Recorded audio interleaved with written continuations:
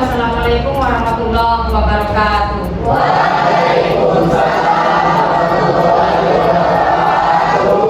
Apa kabar semuanya? Siap, Bu. Baik, alhamdulillah pagi ini kita bisa bertemu kembali dalam keadaan sehat walafiat. Salawat serta salam mari kita berikan kepada Nabi besar Muhammad Sallallahu Alaihi Wasallam. Syafa beliau Nabi sampai kepada kita semua. Amin ya Rabbal alamin. Baik, saya cek kehadiran dulu untuk anak-anak. Ahmad Dhani, Ahmad Fauzan, Ahmad Tulis Edi, Ahmad Kufron, Andi Ramadhani, Anggita Fitri, Bintang Mustafiona, Dava Nuril Latif, Ebel Lakugoya, Hadriana Izatun, Febriana Yakin. Oke, baik, hari ini masuk semua, tinggal siapa yang sakit hari ini tadi? Dimas. Oke, dari sini saya jadi tahu Dimas mana. Ya. Hari ini kita akan belajar tentang lembaga keuangan berbasis syariah. Ya, lembaga keuangan berbasis syariah. Pernah dengar syariah dan non syariah? Yang non syariah yang bagaimana?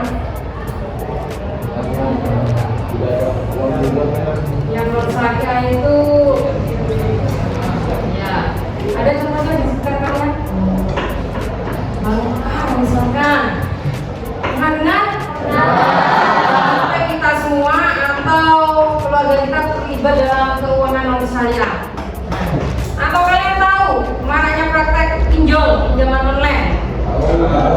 Yang rumah asetnya dikasih plakat oleh bank, ya, atau sepeda motor yang dicabel.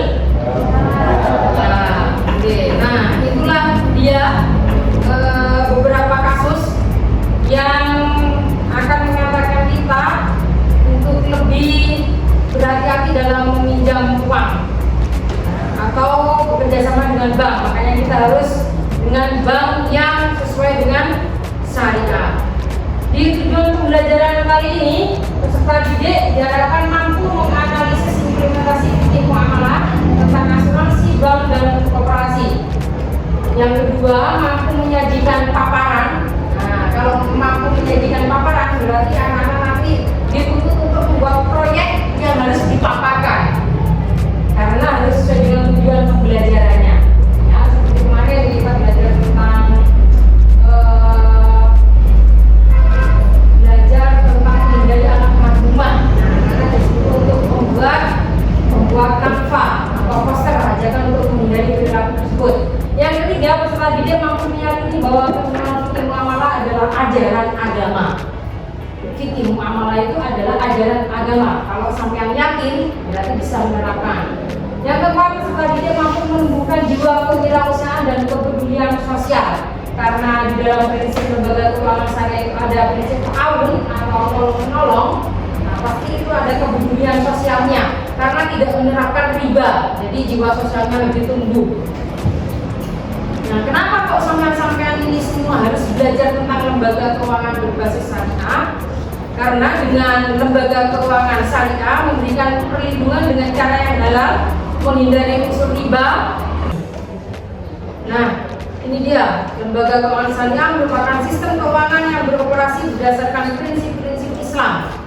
Hal ini berarti bahwa semua transaksi dan operasi keuangan harus sesuai dengan aturan Islam, seperti dilarang riba, judi, dan spekulasi atau sesuatu hal yang tidak jelas.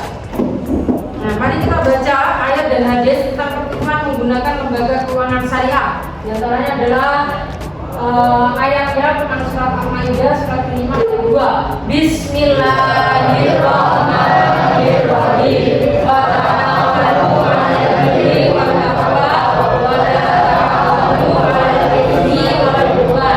Artinya, kalau benar-benar tahu dalam menjalankan perjanjian dan takwa, dan jangan berbuat besar dan bermusuhan.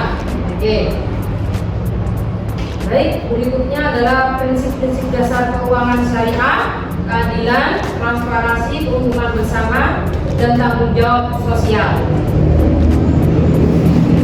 Oke, ini materinya. Nah, anak-anak, untuk semakin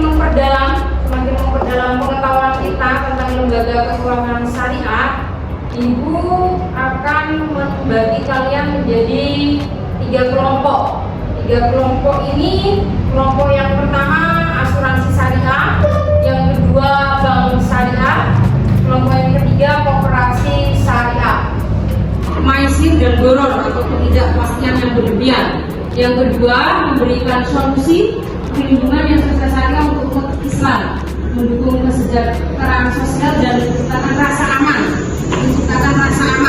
Kalau syariah keuntungannya bagi, tidak keuntungan, tidak resikonya itu tidak mampu disita, sepeda motor dicabut, tidak. Kalian pinjam, so pasti kalian memberikan jasa kepada yang meminjami kalian. Nah, jasa itulah yang kita nikmati bersama-sama. Itulah perbedaan dasar syariah dan non syariah.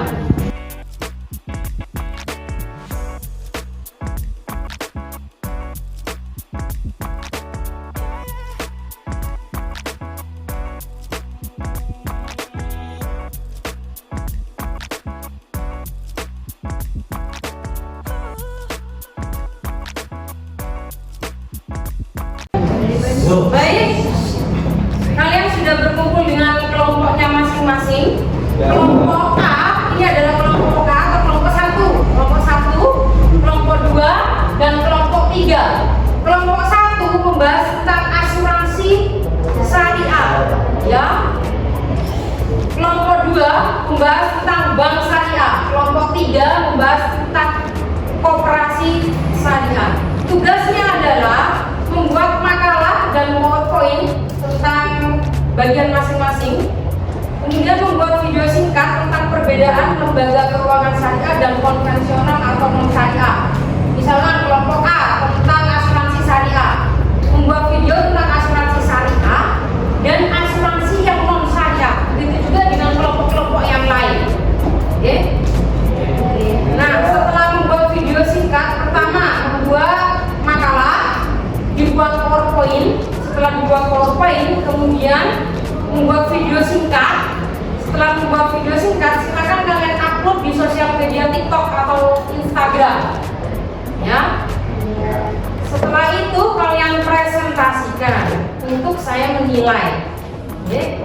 Nah, jadwal proyeknya pengumpulan informasi dan referensi 16 September, diskusi kelompok 18 September, tahap pembuatan laporan proyek 19 September, produksi dan penyuntingan video singkat 20 September, dan presentasi dan penilaian akhir 25 September.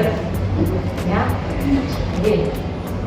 Oke, gimana hasil dari kelompok asuransi syariah? Sudah nunggu, Pak? Sudah. Hasilnya? Sudah.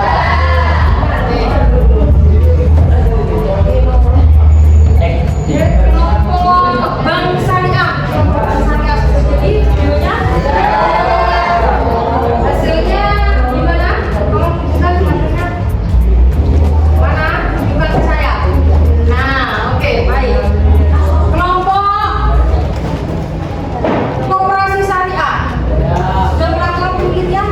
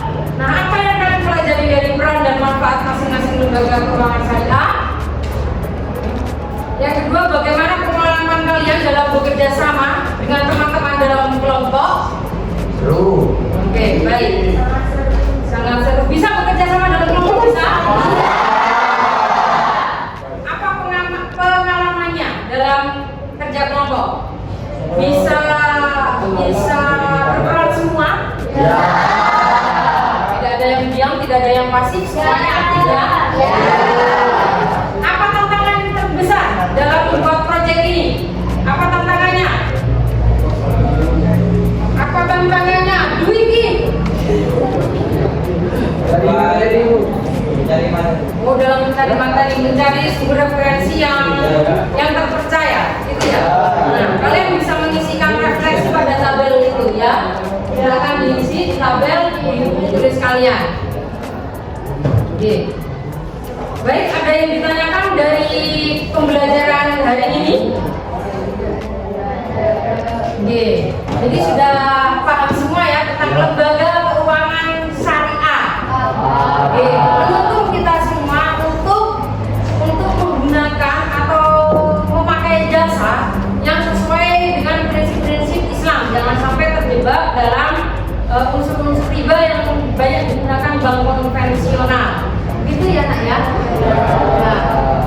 Nah, untuk memperdalam pemahaman kita, silakan mengerjakan asesmen informatif dan sumatif di bab 4. Oke.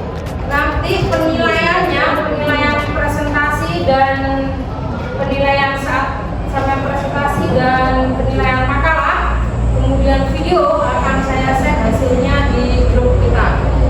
Semoga hari ini membawa manfaat barokah. Silakan dipimpin doa oleh Firis. Sebelum mengakhiri pelajaran hari ini, banyak berdoa agar Alhamdulillah.